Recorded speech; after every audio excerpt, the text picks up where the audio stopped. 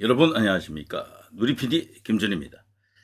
자, 지금 우리 정치권에서 이 양대축이라고 하면요, 두 개의 축이 있습니다. 하나는요, 윤석열 대통령을 중심으로 한 용산, 그러니까 현 집권 세력의 핵심이 되겠죠. 신부가 되겠죠.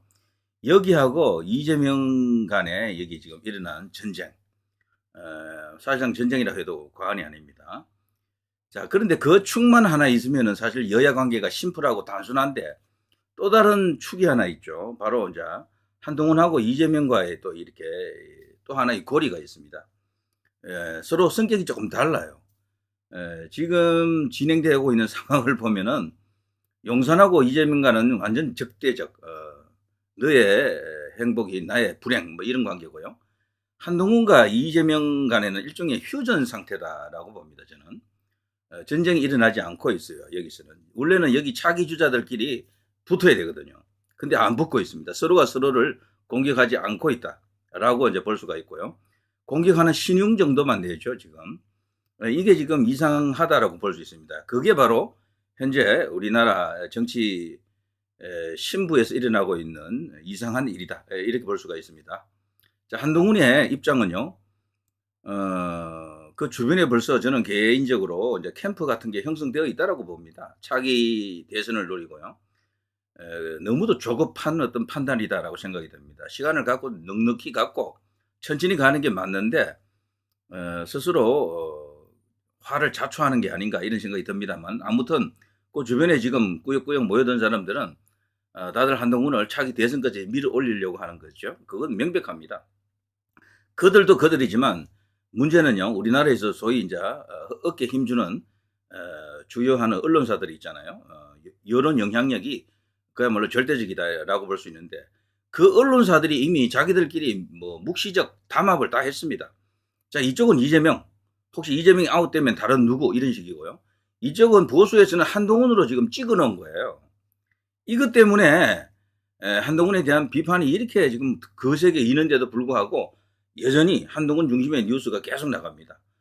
여야 뉴스를 보통 이렇게 50대 50으로 이렇게 조정해서 내는 게 아니고, 화제가 되는, 그리고 뉴스 장사가 되는, 사람들이 많이 보는 그런 뉴스를 많이 발굴하고 그걸 이제 뽑아냅니다. 데스크들이 할 일이 이제 그런 것들인데요. 그래서 정치 감각, 그러면서 영업적, 상업적 감각도 있어야지 각 언론사에서 데스크 역할을 잘 할 수가 있죠. 자, 그런데 한동훈 기사는 내면요, 안티든 아니면 팬이든 많이 봅니다. 그래서 한동훈 관련 기사가 이렇게 넘치는 거예요. 저는 개인적으로 정치 관련 뉴스를 무조건 이렇게 콕 찍어보면은 한동훈이 60%야, 그냥. 한동훈 혼자가 60%예요. 나머지 모든 정치 현상 다 합치면은 한 40대입니다. 압도적인 물량입니다. 저는 역대 이 대선 주자급 보수 후보들 중에 이렇게까지 언론에 많이 노출된 사람은 못 봤어요. 박근혜 대통령도 이만큼 아니고, 박근혜 대통령도 대통령 되기 전에는요, 언론 관계가 좋지 않았잖아요. 그래 기사 들어가고 하고 뭐 이렇게 틱톡이 안 되다 보니까 기사 양이 안 많았어요, 생각외로. 이명박 대통령도 그 대통령 되기 전에 그렇게 많지 않았습니다. 문재인도 거의 없었어요. 많이 안 나타납니다. 가끔씩 나타나는 정도였었고요. 그런데 최초로 우리 언론에서 압도적으로 집중적으로 밀어주는 인물이 지금 나온 게 바로 한동훈입니다. 한동훈의 힘은 바로 여기서 나옵니다. 여러분 잘 생각해 보십시오. 과거로 거슬러 올라가 가지고 이렇게까지 언론이 주목해주는 인물은요, 과거 YSDJ 이후 처음입니다. YSDJ는 그야말로 뭐 뉴스 메이커였죠, 그 두 사람은. 그런데 이 한동훈은 그야말로 갑툭튀 같은 존재나 다름없습니다. 아는 사람은 옛날부터 알았다 그럽니다만, 대부분은 법무부 장관에 지명되면서부터 저런 사람이 있었어 라면서 슈트발 쫙 이렇게 날리면서 이제 짠 하고 등장했죠. 그러면서 한동훈 현상이 순식간에 일어나 버렸습니다. 제가 볼 때는요, 한동훈 현상 터지는데 한 달도 안 갔어요. 한 달 만에 그냥 우파 지금 이 유튜브 채널 운영하는 사람들의 99%가 한동훈 뭐 이렇게 찬양을 다 했었죠. 제가 오히려 차분했습니다. 옛날에는 한동훈 이야기를 별로 안 했어요, 사실은. 그런데 지금 한동훈 맹비난하는 사람들 중에 한동훈 찬양 안 한 사람이 거의 없어요. 극히 몇 명 빼고, 극히 몇 명 빼고. 전부 한동훈 뭐 중심으로 장사를 했다 해도 과언이 아닙니다. 한동훈 하면 무조건 이렇게 이야기가 되니까 뭐 찬반 이런 거 뭐 다툴 필요도 없어요. 보수 유튜브 채널은 주로 이제 보수적 사람들이 보니까 뭐 이 시비도 일어나지 않아. 그러면서 잘한다 박수 치고 뭐 그냥 오케이 땡큐 굿 뭐 이런 식으로 막 흘러갔다고. 그랬던 것이 지난 총선을 계기로 비대위원장이 되면서 모든 게 다 지금 무너지고 있죠. 그러면서 지금까지 왔습니다. 단계 사퇴로 인해 가지고 그야말로 난리 난 상황이죠. 저는 그럼에도 불구하고 우리 제도권 주요 언론들은 계속해서 한동훈 중심의 기사를 뽑아내고 있다라고 보거든요. 지금도 어제도 내일도 아마 그럴 겁니다. 그런데 이것이 내일 모레 계속해서 거부 할 것인가? 그것은 다소 생각을 해볼 필요가 있습니다. 지금 우리 언론사에서도 일본에서는요, 한동훈의 위상, 한동훈의 정치 생명이 어쩌면 바뀔 수도 있겠다라고 지금 눈치챈 것 같아요. 그래서 사설이나 이런 걸 통해서 칼럼 같은 것을 통해서 한동훈의 현재 입장을 비판하더라고요. 그동안 한동훈을 비판하지 않았던 언론사도 한동훈을 조금씩 이렇게 비판합니다. 까기도 하고요. 왜 한동훈답지 못하냐 이거죠. 평소에 우리가 알던 한동훈은 즉각적으로 자신의 일에 대해서 해명하고 명쾌하게 그냥 정리를 했었는데 왜 이 단계 사태만큼은 그렇게 굼뜬 동작을 보이느냐. 진짜로 맞구나. 뭐 이런 상황으로 지금 치닫고 있죠. 자, 이런 속에서 이제 이 소위 이제 한동훈을 밀어내려고 하는 사람들 반한이 됐죠. 이제는 친한이었다가 압도적으로 한동훈을 좋아했던 사람들이 대부분이에요. 그랬던 사람들이 시기의 차이는 있지만 하나둘 다 지금 떨어져 나왔죠. 지금 한동훈을 아직도 뭐 계속해서 이제 지지하는 사람들도 일부 있지만 많이 떨어져 나왔습니다. 많이. 다들 뭔가 느끼는 거죠. 아, 이거 다르구나. 속성이 다르구나. 우리하고 기질이 맞지 않구나. 혹은 뭔가 이게 가는 길이 다르구나. 이 스펙트럼 자체가 우리하고 지금 어울리지 않겠다. 뭐 이런 어떤 여러 가지 판단들이 들어갑니다.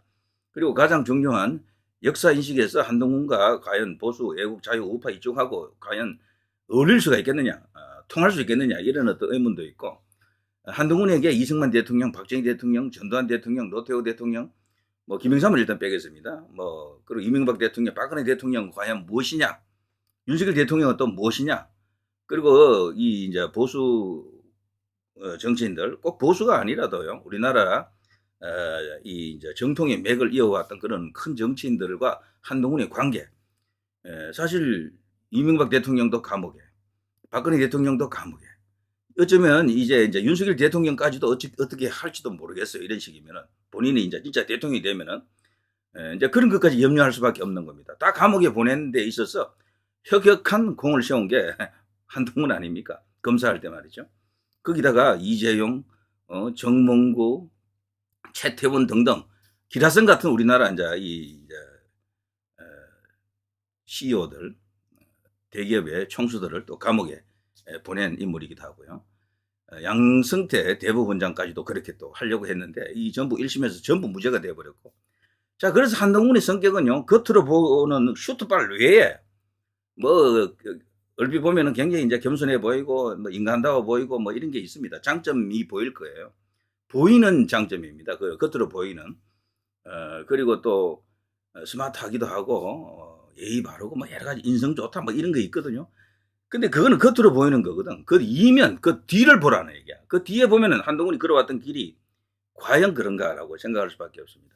그래서 제가 지속적으로 예전부터 한동훈은 당대표가 되고 나서 일단은 이 보수 민심을 달래기 위해서라도 진솔한 사과가 필요하다. 그런 통과 의뢰 없으면은 분명히 큰 문제 터진다 그랬거든요. 근데 그걸 하지를 못하네. 저는 할 수 없는 상황이라고 봅니다. 본인의 이념 자체도 다를 수도 있지만 그 주변에 벌써 배경이 그걸 허용하지 않는 사람들이 쫙 붙어 있는 거야 벌써. 뭐 꼭 좌파라고 해도 좋고 좌파 아니라고 해도 좋은데요. 거기다가 지금 한동훈의 최대 지금 후원 세력은 제가 아무리 봐도 조중동, TV조선, 채널A, JTBC 같은 이런 보수 매체입니다. 여기가 지금 한동훈을 이재명의 대항마 혹은 이재명이 아웃되면은 저쪽 좌파에서 누가 나오겠죠. 그와 지금 싸우게 할 지금 대표 선수로 지금 점지를 해놓은 겁니다. 이걸 지금 뒤집지 못하고 있는 상황이에요. 우파 유튜브 채널에서는 한동훈은 안 된다라고 그렇게 까고 때리고 하지만 지지율은 그래도 비슷하게 나오잖아요. 총선 패배 후에 한번 꺾였지만 그 꺾인 상태에서 더 이상 지금 꺾이지 않고 그 상태에서는 버티고 있거든요. 한 10, 한 5, 6, 7, 8 요 정도에서. 자, 이걸 지금 따라가는 선수가 없네. 오셔운도 못 따라가고, 홍준표도 못 따라가고, 뭐, 유승민은 아예 요즘 나타나지도 않고, 안철수는 지지율 조사해보면 뭐 1%, 2% 이 수준이고요. 그래서 요즘 제가 유독 이제 이렇게 김문수 이야기를 자주 합니다. 제가 볼 때는요, 한동훈의 대항마로서는 김문수가 제일 나아요. 모든 조건을 다 갖추고 있습니다. 보니까. 지역 기반도 김문수가 좋잖아요. TK 출신 아닙니까? 영남에서 우리가 남이가 이런 분위기를 만들 수도 있고, 그리고 박근혜 대통령에 대한 그 발언 이후 그분이 뇌물죄면 나도 뇌물죄입니다. 우리나라에서 말이죠, 이 청렴한 인물, 청백리를 뽑는다 그러면 김문수는 원투에 들어갑니다. 원투에. 틀어서 먼지 안 나는 사람은 김문수가 맞을 겁니다. 도지사 2번, 국회의원 3번 했지만 뭐 그런 어떤 직무를 통한 비리 같은 게 요만큼도 없잖아요. 그런 어떤 의혹에 연루된 게 없다니까요. 그리고 그 부인 또한 얼마나 청렴한 분입니까? 검소하고. 그리고 그분 또한 젊을 때 김문수 노동운동 할 때 같이 노동운동 했잖아요. 노조 위원장끼리 만나가지고 그렇게 결혼한 거죠. 그래서 과거 이야기도 화려합니다. 그야말로 전설 같은 두 사람이에요. 김문수가 더 화려하긴 하지만, 그러니까 노회찬, 심상정 이런 사람들이 한테 자기들의 우상, 롤 모델이 김문수였다. 김문수 장관의 부인이었다. 뭐 이렇게 이야기하지 않습니까? 그러니까 그 사람들은 이 스토리텔링도 화려합니다. 과거 자체가. 그리고 그런 분들이 사상의 전향을 통해서 이제는 그 누구보다도 우파가 되어 있고요. 이승만 대통령을 계승하고 박정희 대통령을 계승하는 그런 인물이 되어 있습니다.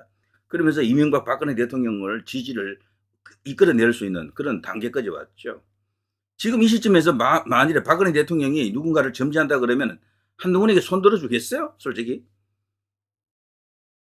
저는 김문수 장관이 가능성이 굉장히 크다고 봅니다.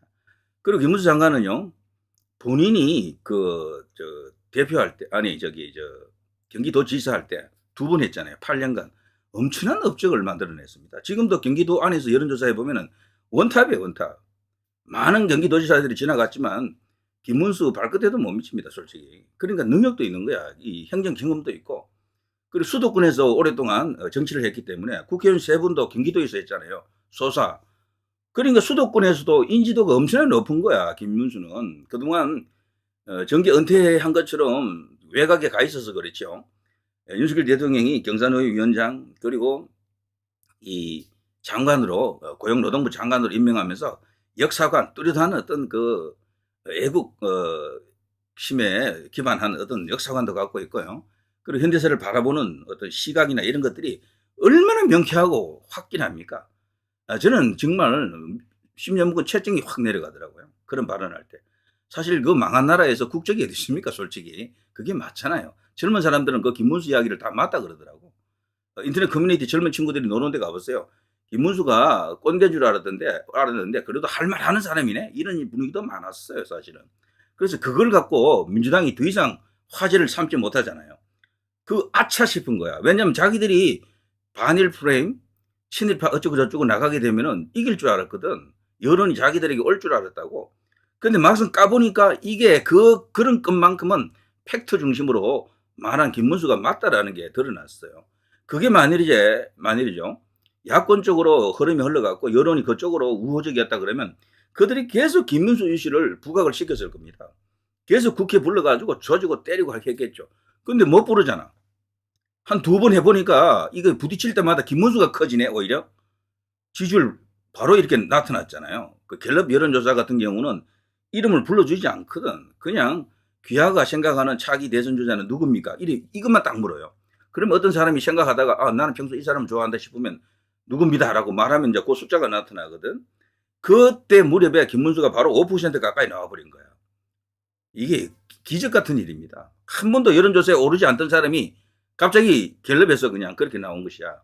근데 그게 바로 김문수의 일종의 이슈 파이팅이 통했던 거죠. 본인은 일부러 이슈 파이팅을 한 게 아닌데 자기 소신껏 그렇게 말하자마자 어마어마한 어떤 그게 이제 화제가 되고요.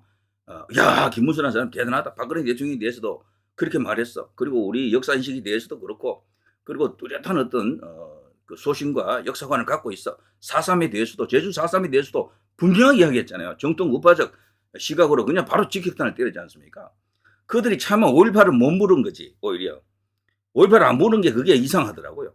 그런 일이 있자 김문수가 확 화제로 올라오니까 언제부턴가 이 사람들이 김문수를 피하네. 부르지도 않네. 심지어는 국정감사 그 기간 동안 김문수를 부르지도 않았어요. 차관이 중심이 돼서 가서 국정감사 받았다니까. 이건 철저하게 그들이 김문수를 피했던 거지. 자, 이렇게 보면요. 여당 안에서 최근에 일어나고 있는 그 동향을 보게 되면 오세훈 시장 정말 열심히 요새 자신의 존재감을 드러내기 위해서 정책도 던지고 뭐 발언도 하고 정치적 발언도 하고 이재명도 까고 막 하더라고요. 그러면서 지지율에 조금 반영될 수도 있겠는데 그래도 여전히 6% 7%에서 그냥 머물고 있는데 그런데 지금 명태균 관련해서 뭐 3,300만 원이 갔다 1억 원이 갔다 난리 났습니다. 이것도 결정적인 유탄을 맞았다고 생각이 되고요. 홍준표 시장도 사실은 전성기가 지난 것 같잖아요. 자, 이렇게 되면 이제 우파 보수 애국 자유에서 내세울 수 있는 인물이 한동훈은 그러다 치고요. 누가 있습니까? 그러면은 유승민입니까? 안철수입니까? 없는 거야 지금. 그래서 기가 막힐 때 지금 김문수가 지금 등장하고 짠하고 지금 나타나 있는데 야 그런데 지금 조중동을 비롯한 이런 주요 언론들이 김문수를 견제합니다. 등장하지 못하게끔 뉴스도 잘 안 내주고 여론조사에 포함도 안 시켜요. 저는 그런데 이것을 뚫고 올라와야 된다고 보거든. 이것을 그걸 해내야지만이 결국에는 김문수의 시대가 열리고 한동훈의 대항마로서 한동훈을 이길 수 있는 선수로까지 부각이 될 수가 있습니다. 그걸 해야 됩니다. 어떻게 할 수 있습니까? 일단 김문수 본인 스스로도요. 이슈 파이팅을 좀 해야 됩니다. 기다리다가 갑자기 마지막에 뜬다라는 것은 불가능해요. 요즘은 미리 여론조사에 잡히지 않은 사람이 뜨는 것은 가능성 0입니다. 없습니다. 옛날 이야기가 다르다니까. 대통령은 하늘이 낸다 그런 말만 믿고 뭐 그냥 기다리고 있으면 된다고 생각할지 몰라도 천만의 말씀이에요. 여론조사에 나타나지 않았던 사람이 어떻게 대선 출마합니까? 아무도 밀어주지 않는데 그러면은 때문에 지금은요 김문수에 대해서 분명한 어떤 그 가능성과 현실론을 갖고 이야기를 해야 됩니다. 그리고 이제 김문수는 스토리텔링이 그렇게 이제 이게 화려한 데다가 청렴한 데다가 능력도 있는 데다가 그리고 어쨌거나 윤석열 대통령의 지원까지도 얻을 수 있는 인물이 됐잖아요. 지금 오세훈도 유탄 맞았고 홍준표도 지금 전성기 지난 분위기 없다니까 지금 여권에서는요 사람 내세울 만한 사람이 이제 그밖에 원희룡 정도가 있겠죠. 원희룡. 근데 원희룡은 좋은 카드이긴 한데 원희룡의 역사관이라든가 그리고 이제 그 배후를 보게 되면은 박근혜 대통령, 이명박 대통령 뭐 이런 쭉 해서 거슬 올라가면은요, 애국 보수 자유 우파 정통파를 과연 등에 업을 수 있는 인물인가라고 보면은 약간의 쾌추천 마크가 있습니다. 의문 부호가 들어온다고요. 그래서 어느 정도 경쟁하는 관계는 더 좋은데 지금 이 시점에서는요, 우리나라는 나라를 정상화시켜야 되잖아요. 모든 게 뒤집혀 있습니다. 너무도 많이 뒤집혀 있어요. 윤석열 대통령도 본인이 나라를 정상화시키기 위해서 대통령 한다 그랬죠. 그 정상화를 윤석열 대통령 기간 안에는 다 완전히 마무리를 못할 겁니다. 그걸 해낼 수 있는 인물을 찾아야 되죠. 그거를.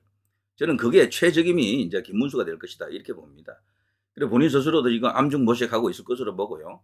뭔가 이렇게 어떤 계기가 필요하겠죠. 그래서 언론사에서 김문수를 뺄 수 없도록 만들어야 되는데, 뺄 수 없도록. 여론조사에 반드시 포함시킬 수 있도록 그 조건을 만들어야 되는데요. 그러자면은 지금 우파 유튜브도 김문수 뉴스 나오면 잠깐 언급해주지 저처럼 이렇게 그냥 일부러 만들어서 이야기하는 사람 거의 없더라고요. 그러니까 이 사람들은 그냥 뉴스를 지금 따라다니는 거야 그냥. 그럼 김문수라는 사람은 뉴스에 나타나지도 않는데 어떻게 띄웁니까? 뉴스에 나타나지 않더라도 김문수를 이야기를 계속 해줘야 된다니까. 그런 사람이 지금 누가 있어요. 그래서 제가 김문수의 가능성을 충분히 봅니다. 우리나라는요 시대 정신이라는 게 있는데 매 그 대선 때마다 시대 정신이 있었죠. 지난 대선은 정권 교체를 이렇게 시대 정신으로 볼 수 있었다 그러면요.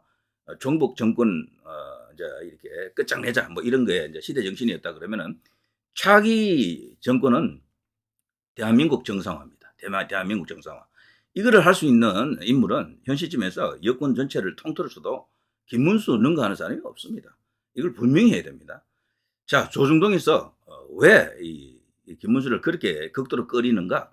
박근혜 대통령과의 그 탄핵 고리 그것도 큽니다. 이들이 탄핵 세력이잖아요. 조중동 같은 이런 세력들이. 그게 김문수는 박근혜 대통령 무죄라고 주장하니까 이게 이제 큰 어떤 입장 차이가 있습니다. 이런 것까지도 다 극복해야 되니까 쉽지 않겠죠. 자, 그럴수록 유튜브에서라도 김문수를 열심히 이야기하는 게 어떨까 하는 생각이 드네요. 한동훈 중심으로 가는 이 흐름을 일정 부분 김문수로 돌릴 수 있도록 그런 노력을 해야 되는데 유튜브라도 열심히 그걸 갖고 전파해야 된다 이런 생각이 듭니다. 일단 어느 시점까지만 띄워주면은 그 후에는 탄핵받습니다. 바로 순식간에 저는 10% 넘어갈 것으로 봐요. 계속해서 언급해 주기만 하면은. 그러면은 이제 언론사도 도저히 이제 뺄 수가 없죠. 그 정도 되면은. 그래서 일단 유튜브 안에서라도 모든 보수 애국 자유 우파 이 유튜브들이 하루에 한 건씩은 김문수 이야기를 해주는 게 좋다라고 생각합니다. 뉴스 없으면 가만히 있으면 그게 그냥 뉴스 전달자지 그게 뭐 평론이라 할 수 있습니까? 자, 제가 조금 이렇게 센 발언인지 모르겠는데 그래서 광장에서도 김문수 이야기를 자주 해줘야 되고 유튜브 채널도 그런 이야기를 시시각각으로 해줘야 됩니다. 그리고 김문수 본인도 계속해서 자신의 어떤 뉴스가 국민들에게 알려질 수 있도록 뭔가 호소하는 이슈 파이팅하는 그런 게 있어야 되겠죠. 자, 누리 PD 김준희였습니다.